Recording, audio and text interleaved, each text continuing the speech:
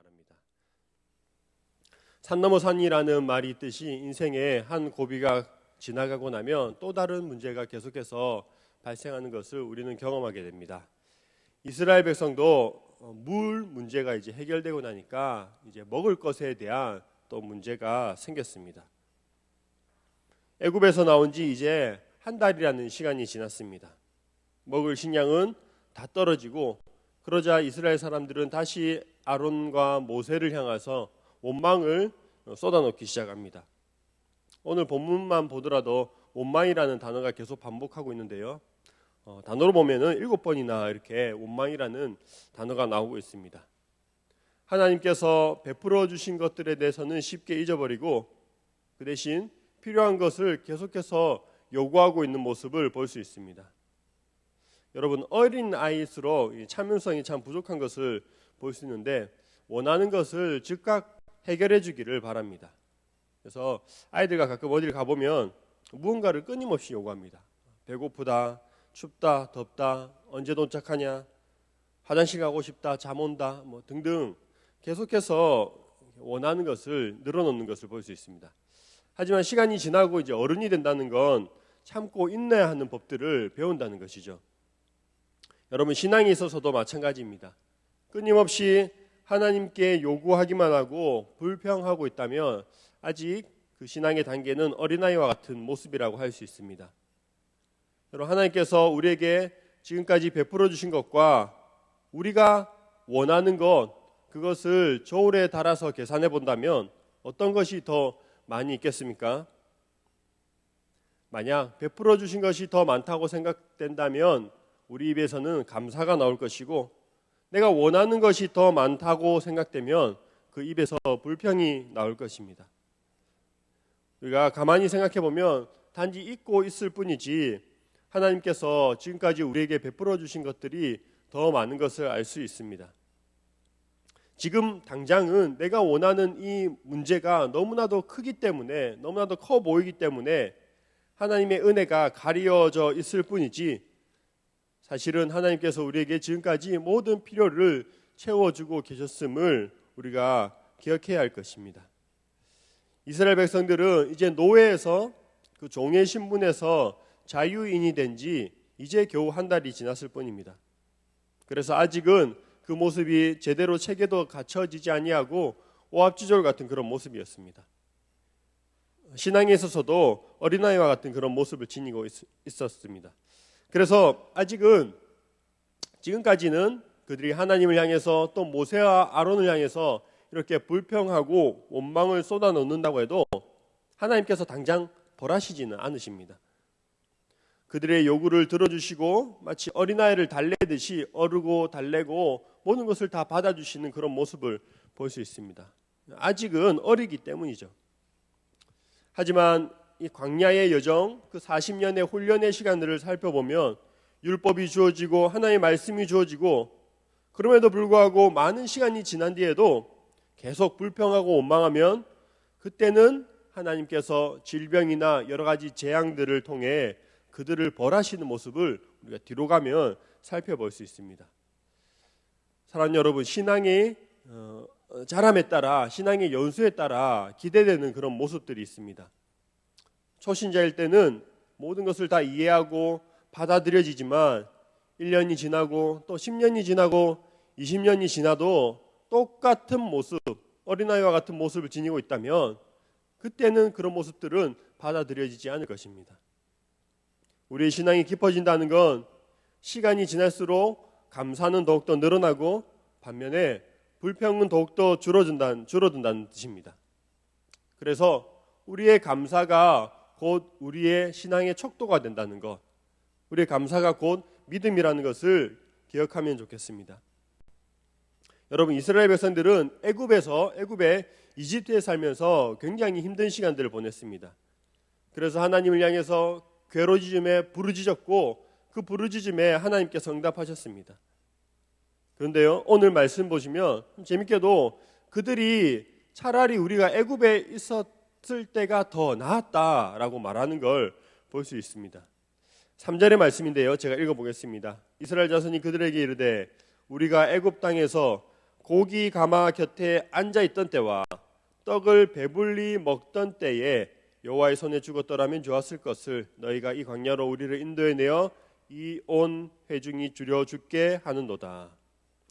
여러분, 먹고 죽은 귀신이 때깔도 좋다고 여기서 죽으나 애굽에서 죽으나 차라리 죽을 바엔 거기서 애굽에서 먹고 죽는 게 더 나았겠다라고 이렇게 말을 하고 있는 것이죠. 여러분, 사실 애굽의 노예로 있으면서 얼마나 풍족히 먹었겠습니까? 그렇지 않았을 것입니다.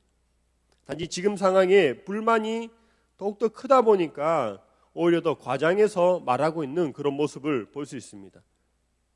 그럼 지금 이스라엘 사람들이 원하고 있는 건 무엇입니까? 먹을 건데 특별히 고기와 떡에 대해서, 고기 가마와 떡에 대해서 이렇게 언급하고 있습니다. 우리나라 말로 떡이지만 이제 빵이겠죠. 그래서 하나님께서 그들이 그 원하는 것, 그 단어, 그 원하는 것 그대로 이루어 주십니다. 8절의 말씀인데요. 모세가 또 이르되 여호와께서 저녁에는 너희에게 고기를 주어 먹이시고 아침에는 떡으로 배불리시니 이는 여호와께서 자기를 향하여 너희가 원망하는 그 말을 들으셨음이라. 우리가 누구냐? 너희의 원망은 우리를 향하여 함이 아니요 여호와를 향하여 함이로다. 고기와 떡을 먹고 애굽에서 죽었더라면 다 나았겠다, 더 나았겠다라고 말하는 백성에게 그러면 내가 너희에게 고기와 떡을 주겠다 말씀하시는 것이죠. 저녁에는 고기로 배불리 먹이시고 구체적으로 이제 메추라기를 보내서 고기로 먹이시고 아침에는 떡으로 만나를 주시면서 하나님께서 원하는 대로 다 이루어 주는 모습을 볼 수 있습니다. 여러분, 우리가 종종 가족 간에 대화를 할 때, 부부 간에나 아니면 우리 자녀들과 대화를 할 때 이렇게 말할 때가 있습니다. 당신이 이것만 들어주면 내가 당신이 해달라는 거 다 해줄게. 아니면 아빠가 이것만 사주면 내가 아빠 말 다 들을게요. 아빠 말 다 잘 들을게요. 라고 말하는 경우를 우리가 그런 경우가 있는데요. 이스라엘 사람들도 이 당시 그런 마음이지 않았을까 생각이 됩니다. 지금 먹는 문제, 당장 해결해야 할 이 먹는 문제가 너무 컸기 때문에 이것만 해결된다면 하나님이 요구하는 것, 하나님이 말씀하시는 거 다 할 수 있겠다라는 그런 마음을 갖고 있었다는 것이죠.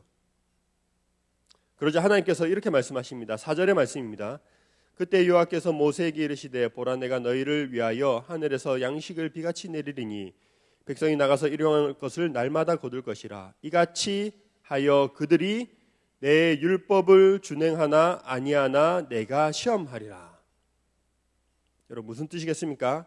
너희들이 그토록 원하는 것, 먹는 문제만 해결되면 그러면 이제 내 말 잘 들을 수 있겠지? 그러면 내가 한번 두고 보겠어. 너희를 한번 시험해 보겠어. 원하는 대로 그대로 다 해줄 테니 내가 말하는 것 지키는지 한번 지켜보겠다. 이렇게 말씀하시는 그런 내용입니다. 여러분, 4절에서 말하는 하나님께서 말씀하시는 내 율법을 준행하나 아니하나 내가 시험하리라 하셨을 때 특별히 이 본문 안에서 이 율법은요 안식일과 관련이 있습니다. 왜냐하면 이후의 구절들을 보면 5절에서는 안식일을 지키기 위해 여섯째 날 2배를 거둘 것, 만나를 2배를 거둘 것을 말씀하고 있기 때문입니다. 하나님께서 매일 일용할 양식을 주시겠다고 말씀하십니다. 최소한 백성들에게 먹고 사는 것에는 내가 문제가 없도록 그렇게 해주겠다. 그리고 실제로 그것을 보장해 주십니다. 광야에서 아무것도 없는 그 광야에서 하나님을 따르고 말씀대로 살아가면 죽을 것 같지만 순종하면 결코 줄이거나 목마르지 아니할 것이라고 약속하는 것이죠. 그 대신 하나님이 말씀하신 율법, 하나님의 계명들, 안식일을 철저히 지키라 할 것을 요구하십니다. 안식일을 지킨다고 해서 너희가 굶지 않을 것이라 말씀하는 것입니다. 그래서 안식일을 지키기 위해 어떻게 하라고 하십니까? 안식일에 일을 하지 않기 위해서 그 전날에, 안식일 전날에 미리 2배의 양을 거두라고 그렇게 말씀하십니다. 여러분, 그 학생들 같은 경우에 시험 기간에 교회 가는 것을 굉장히 부담스러워합니다. 그래서 시험 기간에 교회 오지 않는 학생들이 종종 있는데요. 반면에 또 시험 기간이지만 그래도 교회에 와서 예배드리고 또 주일에는 나는 아예 공부를 하지 않겠다, 그렇게 하는 경우가 있습니다. 여러분, 그러면서 그런 학생들 마음속으로는 이런 마음을 좀 기대를 갖고 있는 것 같아요. 주일날 공부하지 않고 교회 와서 예배드리는 학생들 마음에 내가 이렇게 주일을 철저히 지켰으니까 하나님께서 좋은 성적 주실 거야. 이번 시험 내가 찍는 문제마다 다 하나님이 맞추게 해주실 거야. 왜냐? 예배를 드렸으니까. 그런 생각을 하기도 합니다. 여러분, 사실 주일 지킨 것은 잘한 일이지만 이런 학생은 하나는 알고 둘은 모르는 학생이죠. 하나님께서는 우리에게 심는 대로 거두는 법칙을 주셨습니다. 우리가 열심히 예배를 드리고 신앙생활 열심히 하면 무엇을 거두겠습니까? 신앙을 거두는 거죠. 우리의 신앙을 심으면 더 신앙이 깊어지고 믿음이 좋아집니다. 공부를 열심히 하면 어떻게 되겠습니까? 공부를 열심히 하면 당연히 성적이 좋아지겠죠. 하나님 앞에서 신앙생활을 열심히 하는데 무조건 좋은 성적을 기대한다는 것은 어떻게 보면 심는 대로 거두는 법칙에 어긋난다는 것이죠. 다르게 비하면 다이어트를 열심히 하면서 나는 이번에 좋은 성적 얻을 거야 라고 말하는 것과 똑같습니다. 여러분, 그러면 우리는 어떻게 해야 되겠습니까? 주의를 지키기 위해 믿지 않는 사람들보다 더 열심히 살아야 하는 것이죠. 남들보다 그 전날 하루치를 더 공부해야 합니다. 그것이 하나님께서 원하시는 모습이 아닐까, 하나님의 방법이 아닐까, 그런 생각을 해봅니다.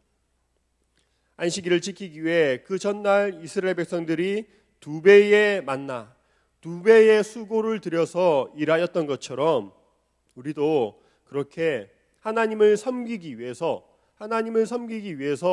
믿지 않는 사람들보다 더 열심히 살아가고 우리에게 주어진 시간들을 활용할 필요가 있다는 거죠.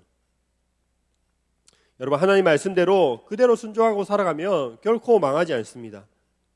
하나님께서는 하늘을 날아다니는 그 새들도 먹이시고 또 들에 핀 백합화도 입히신다라고 말씀하셨습니다.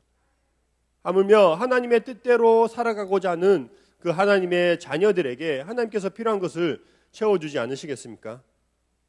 하나님의 말씀대로 살아가는 모든 자들에게 그 모든 필요를 채워주시는 하나님이십니다.